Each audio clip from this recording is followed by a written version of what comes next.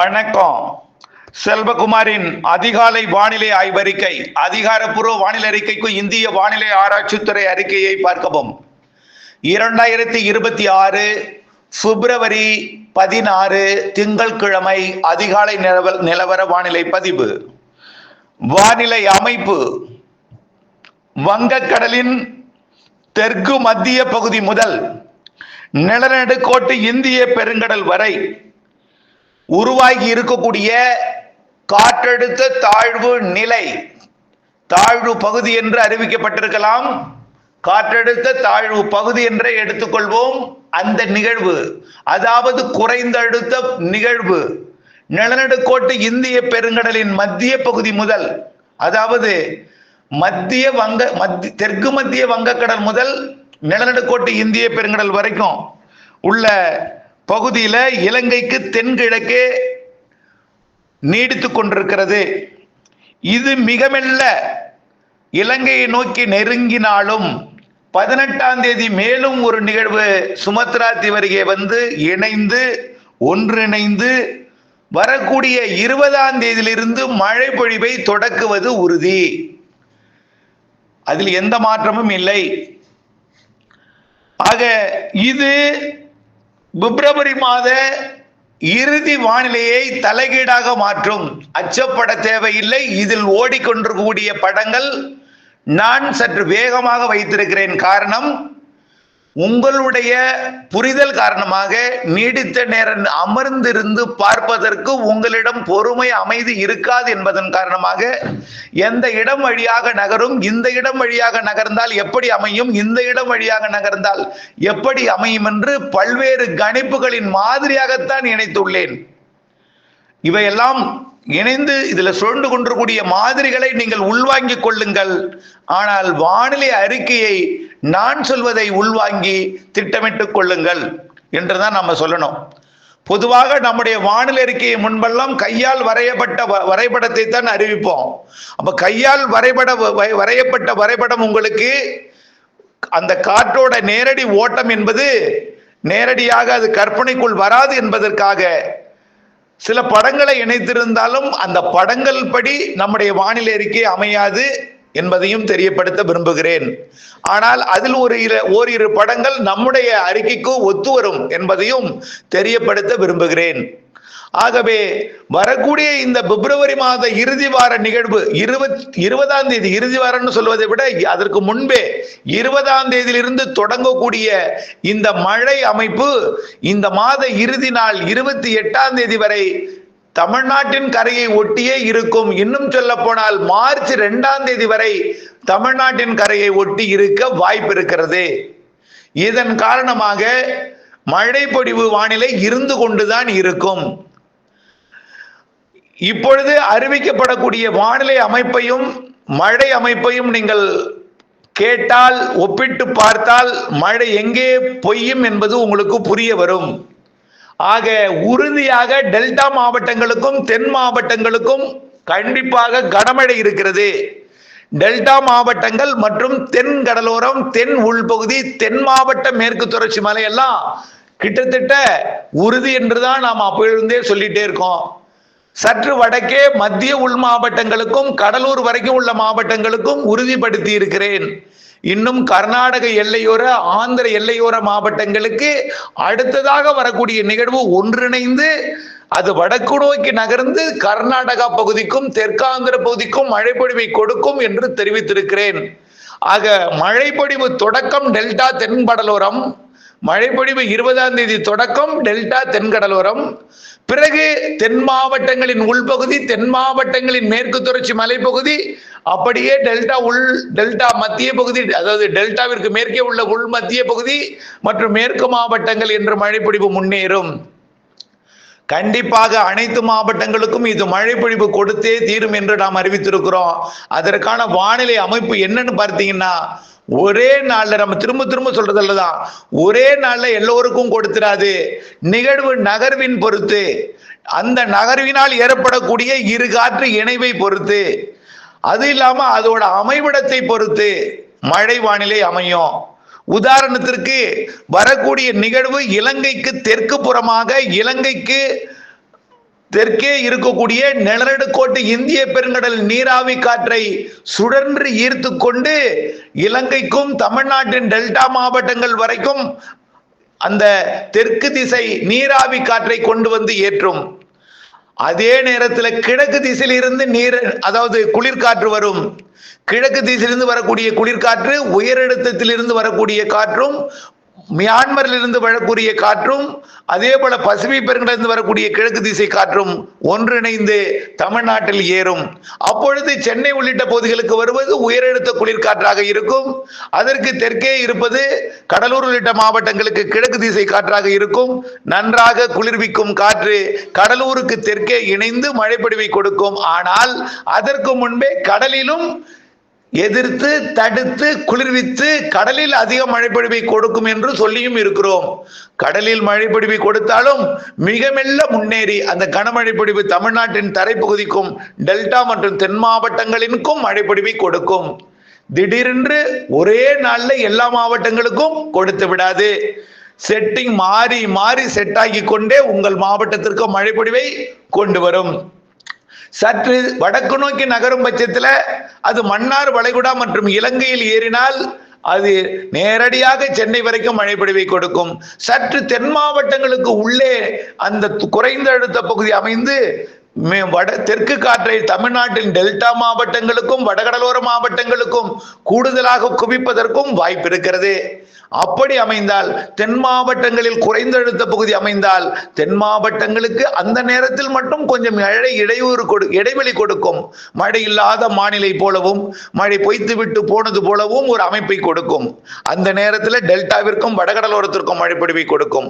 அப்படியே அது வடக்கு நோக்கி நகரும் பொழுது தென் மாவட்டங்களுக்கு மேற்கு திசை காற்று தெற்கு திசை காற்று சந்திப்பின் காரணமாக மழைப்பொழிவை கொடுக்கும். அதே நேரத்தில் பாலக்காட்டு கணவாய் உள்ளிட்ட அனைத்து மேற்கு மாவட்டங்களுக்கும் மழை கொடுக்கும். திண்டுக்கல் உள்ளிட்ட பகுதிகளுக்கும் திருப்பூர் கோயம்புத்தூர் நீலகிரி ஈரோடு உள்ளிட்ட பகுதிகளுக்கும் அப்பொழுது கொஞ்சம் தாமதமாக மழைப்பொழிவை கொடுக்கும். ஆக மழை எதிர்பார்ப்பு 20 தொடக்கம், 21 டெல்டா தென் மாவட்டங்கள், 21 மேற்கு மாவட்டங்களுக்கு கொடுக்கலாம் அல்லது 22ஆம் தேதி தான் கோயம்புத்தூர் திருப்பூருக்கெல்லாம் கொடுக்கலாம். அதே நேரத்தில் ஈரோடு சேலம் நாமக்கல் போன்ற பகுதிகளுக்கும் 22ஆம் தேதி கொடுக்கலாம். 21 வாய்ப்பு இருக்கு, 22 ஒரு நாள் தாமதமாக அமையலாம். ஆனால் தென் மாவட்டங்களுக்கும் டெல்டா மாவட்டங்களுக்கும் 20ஆம் தேதி, 21ஆம் தேதி தீவிரம், 22ஆம் தேதி அனைத்து மாவட்டங்களுக்கும் அதே நிகழ்வு. தமிழ்நாட்டின் கரையை ஒட்டியே தெற்கிலிருந்து வடக்கு நோக்கி முன்னேறும் பொழுது காற்று குவிதல் வடகடலோர மாவட்டங்கள் சென்னை, திருவள்ளூர், காஞ்சிபுரம், செங்கல்பட்டு உட்பட அதையும் தாண்டி ஆந்திர பிரதேசத்தோட நெல்லூர் உட்பட உள்ளேயும் திருப்பதிக்கும் ஆந்திர எல்லையோர மாவட்டங்களை தாண்டி கர்நாடக எல்லையோர மாவட்டங்களுக்கும் மழைப்பொழிவை கொடுக்கும். ஆக அதே நிகழ்வு சற்று இன்னும் கொஞ்சம் தெற்கு மாநிலங்களுக்கும் மழைப்பொழிவை கொடுக்கும். ஆனால் இப்பொழுது அந்த மாதிரி இப்பொழுது எந்த மாதிரியும் அப்படி காட்டாது. இப்பொழுது காட்டுவது எல்லாம் எப்படி அமைகிறது என்றால், ஆரம்பத்தில் சொன்னேன், ஏஐ மாதிரிகள் எல்லாமே மியான்மர் நோக்கி திரும்பி போவதாக காட்டிக் கொண்டிருக்கிறதுன்னு சொன்னோம்.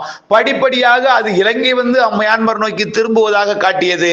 இப்பொழுது தமிழ்நாடு கரை தொட்டு மியான்மர் நோக்கி திரும்புவதாக காட்டுகிறது. உண்மையில் நடக்கப் போவது என்னவென்றால், குமரி கடல் வந்து பாக்ஜலசந்தி மன்னார் வளைகுடா நுழைந்து பிறகு தமிழ்நாட்டின் கரையை ஒட்டியே வடக்கு நோக்கி நகர்ந்து தமிழ்நாட்டின் வடகடலோர மாவட்டங்கள் வரைக்கும் மழைப்பொழிவை கொடுத்தும் இந்த மாத இறுதி வரை மார்ச் 2ஆம் தேதி வரை கூட இந்த மழை வானிலை அமையலாம். ஆனால் நிறைய மழை, கனமழை, மிக கனமழை பொழிவு 20 தொடக்கம் 21, 22, 23 தேதிகளிலே அமையும். 24, 25, 26, 27, 28, 29 28 மார்ச் 1, 2 ஆகிய தேதிகளிலும் இந்த மழை வானிலை கர்நாடக எல்லையோர, ஆந்திர எல்லையோர, வடகடலோர மாவட்டங்களுக்கும் நீடிக்கும், தொடரும். நிகழ்வு மார்ச் 2 வரை தமிழ்நாட்டின் கரையை விட்டு எங்கும் சென்று விடாது. நிகழ்வு நகர்வு மாறி மாறி அமைந்து கொண்டு நாளுக்கு நாள் மாவட்டத்தை, மழை பொழியும் மாவட்டத்தை மாற்றி மாற்றி அமைத்துக் கொண்டிருக்கும். ஆனால் கொஞ்சம் கூடுதல் மழை வலுவான சிஸ்டமாக வலுவான ஒரு செயல்பாடாக இருக்கக்கூடிய நாள் 21, 22. அந்த வலுவான மழைப்பொழிவு டெல்டா மாவட்டங்களுக்கும் தென் மாவட்டங்களுக்கும் தென் மாவட்ட உள்பகுதிகளுக்கும் தென் மாவட்ட மேற்கு தொடர்ச்சி மலைக்கும் அது அப்படியே வால்பாறை, திண்டுக்கல், திருப்பூர் தெற்கு, கோயம்புத்தூர் தெற்கு மற்றும் திண்டுக்கல், கொடைக்கானல் மலைப்பகுதி, மதுரை உள்ளிட்ட ராமநாதபுரம், சிவகங்கை உள்ளிட்ட மாவட்டங்களுக்கும் புதுக்கோட்டை மற்றும் டெல்டா மாவட்டங்களின் அனைத்து பகுதிகளுக்கும் இது அமையும். கண்டிப்பாக வேதாரண்யம் உள்ளிட்ட நாகப்பட்டினம் மாவட்ட பகுதிகள், தலைஞர் உள்ளிட்ட பகுதிகள், முத்துப்பேட்டை உள்ளிட்ட பகுதிகளுக்கெல்லாம் கனமழை காத்திருக்கிறது. திருத்துறைப்பூண்டிக்கெல்லாம் அதே போல ராமநாதபுரம், தூத்துக்குடி மாவட்டத்திற்கெல்லாம் கனமழை காத்திருக்கிறது. ராதாபுரம் உட்பட திருநெல்வேலி மாவட்டத்தோட ராதாபுரம், கன்னியாகுமரி உட்பட வழக்கமா நம்ம அறிவிப்போம் மாஞ்சோலை, நாலுமுக்கு, ஊத்து மட்டும்தான் அறிவிப்போம். ஆனால் இப்பொழுதைக்கு கன்னியாகுமரி மாவட்டத்தின் கன்னியாகுமரி, குளச்சல் மற்றும் அதன் கிழக்கு மேற்கே இருக்கக்கூடிய கொல்லங்கோடு உட்பட மார்த்தாண்டம், களியக்காவிளை, தக்கலை உட்பட நல்ல மழைப்பொழிவை கொடுக்கும் இந்த முறை. ஆகவே இந்த நிகழ்வு மேற்கு நோக்கி நகர்ந்து குமரிக்கடலுக்கு நெருக்கமாக வந்து மன்னார் வளைகுடா பாக்ஜலசிந்தி ஊடாக நுழைந்து தமிழ்நாட்டின் கரையை ஒட்டி வட தமிழ்நாடு வரைக்கும் நகரும் என்று எதிர்பார்க்கப்படுகிறது. ஆகவே இந்த அமைப்பு இப்படி நம்முடைய கணிப்பாக இருக்கிறது. சிறு மாறுதல்கள் ஏற்படும் பொழுது சில இடங்களிலே சில இடங்களிலே மழை அளவு ஏற இறங்க இருக்கும், அதாவது கூடுதல் குறைவாக இருக்கும். மாவட்டத்திற்கு மாவட்டம் மாறுபடும் பொழுது அதில் இருக்கக்கூடிய கிராமத்திற்கு கிராமமும் சற்று மாறுபாடு ஏற்படும் மழையில. ஆனால் 20ஆம் தேதியிலிருந்து மார்ச் 2 வரை மழை வானிலை என்பதையும் உங்களுக்கு நினைவுபடுத்த விரும்புகிறேன். 19ஆம் தேதிக்குள் உங்களுடைய அறுவடையை, முதிர்ந்த அறுவடையை மட்டும், முதிராவிட்டால் கவலைப்பட வேண்டாம். 21, 22, 23ஆம் தேதி தான் கொஞ்சம் வலுத்த மழை இருக்கு, 20ஆம் தேதி தொடங்கி. ஆனால் அதற்கு பிறகு இருக்கக்கூடிய மழை வானிலை என்பது டெல்டா மாவட்டங்களை பொறுத்த வரைக்கும் தொடர்ச்சியாக பெய்யக்கூடிய மழை அல்ல, நிகழ்வு இருந்து கொண்டு ஆங்காங்கே அவ்வப்பொழுது பெய்யக்கூடிய மழையாக இருக்கும். கொட்டி தீர்த்து பாதிக்கும் மழையாக அமையாது. ஆனால் மழை வானிலை இருக்கும், மேகமூட்டம், தூறல், சாரல், மழை என்று இருக்கும். ஆனால் அறுவடைக்கு இடையூறு கொடுக்குமே தவிர அறுவடைக்கு கொஞ்சம் அச்சுறுத்தும், பாதிக்கும். சில இடங்கள்ல கொஞ்சம் தாழ்வான பகுதியாக இருந்தா கொஞ்சம் பாதிக்கும் மழை பொழிவுன்னா அது 20 தொடங்கி 23 வரை என்பதையும் தெரியப்படுத்த விரும்புகிறேன்.